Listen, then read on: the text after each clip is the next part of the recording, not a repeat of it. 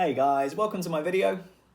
Today we're talking bracing once again. After watching a few more videos on bracing by other professionals, I learned a lot. I also learned other analogies.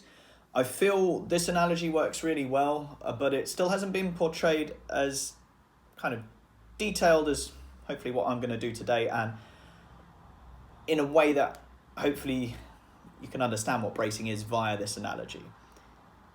So bear with me, let's give this one a go. Hopefully the video is picking up on all of this and you can tell what my crude drawings are.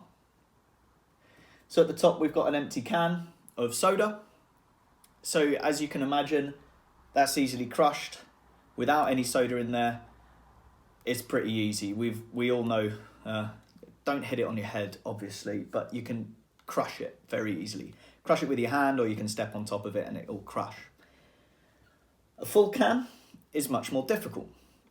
So there's pressure within the can being pushed up against the sides of the can. So the soda inside of the can is putting that pressure onto the can itself.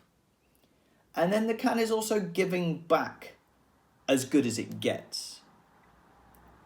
So the top, bottom and sides are going to be putting pressure back into the drink, and the drink is going to be putting pressure into those top side and bottoms. And we can relate that all back to the body. So the top is going to represent our diaphragm. The pelvic floor is going to be represented by the bottom. And our torso muscles, in particular the abdominals, the obliques, the lumbothoracic region, all of these muscles are going to be represented by the top, the bottom and the sides. Bracing is putting down all that pressure into the drink, which is going to be soda, which is represented by our organs in the gut. To pull the diaphragm down, to pull the pelvic floor up, and to press the abdominals into the gut, the obliques and the thoracic, the lumbothoracic region as well. We're going to be increasing the pressure onto our gut, which in turn will put pressure back into those muscles I've just listed.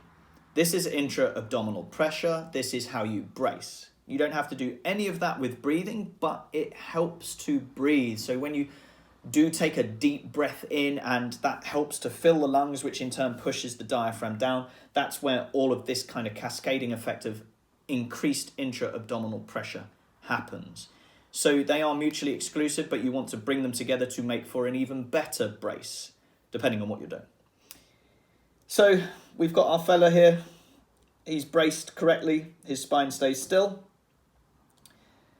Only the ankles, the hips and knees move. So it's only 3 joints that are moving. The spine isn't moving. We're not getting any energy leakage via the posterior or the anterior of the spine, and certainly not laterally as well. Because this individual is braced.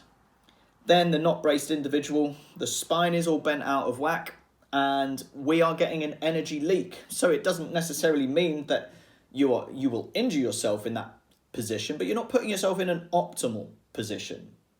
There's a difference. So leak due to a spinal flexion, energy leak. And then we've got this fella now who went into his squat, didn't brace hard enough, and he's like, bloody hell, Jesus Christ, failed his squat. Hopefully you could see everything on the board there. I haven't double checked. Either way, I hope all of that has made sense with that little analogy there.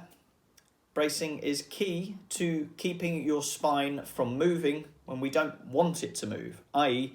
a squat and a deadlift. It doesn't make sense to move dynamically via the spine. We will lose energy via the spine there. We want all the energy to be exerted via the legs and the hips. Thanks for watching.